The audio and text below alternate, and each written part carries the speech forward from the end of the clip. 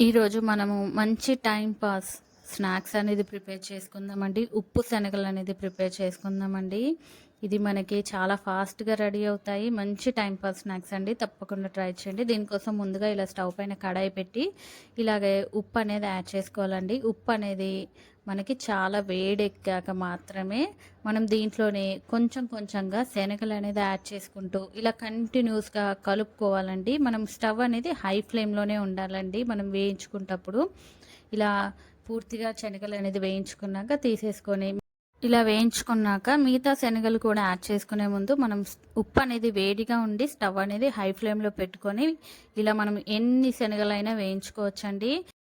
మన ఉప్పు శనగలు అనేది రెడీ అయిపోయాయండి. మంచి టైం పాస్ స్నాక్ అండి. తప్పకుండా మీరు కూడా ఉప్పు శనగలు అనేది ట్రై చేసి కామెంట్స్ చేయండి, లైక్ చేయండి, ప్లీజ్ సబ్స్క్రైబ్ చేయండి, షేర్ చేయండి.